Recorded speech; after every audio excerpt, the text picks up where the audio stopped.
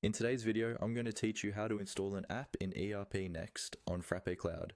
We'll walk through the process slowly and clearly, so you can follow along even if you're new to Frappe Cloud or ERPNext.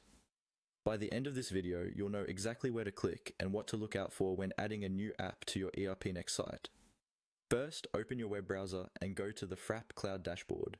Make sure you're logged in with your account so you can see your existing projects and sites. Once you're on the main dashboard, look for the section or menu item labeled Sites. This is where all of your hosted ERPNext sites are listed. Go ahead and click on Sites. On the Sites page, you'll see a list of all the site domains associated with your account. Each entry here represents a separate ERPNext instance. Find the site where you want to install the app. Take a moment to confirm you're choosing the correct domain, especially if you manage multiple sites, because the app will only be installed on the site you select. When you're sure, click on that site domain to open its detailed dashboard. This will bring you to the site-specific overview page. Here, you can see information about your site, such as status, resources, and configuration options. At the top or in the main navigation for this site, you should see a tab or button labeled Apps. This is where you manage all the applications connected to this particular ERPNext instance. Click on Apps to continue.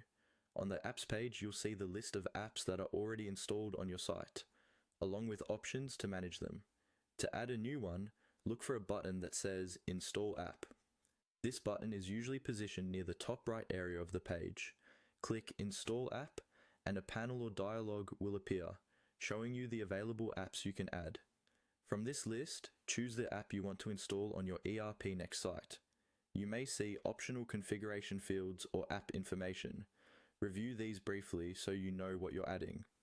Once you've selected the correct app, simply click the Install button.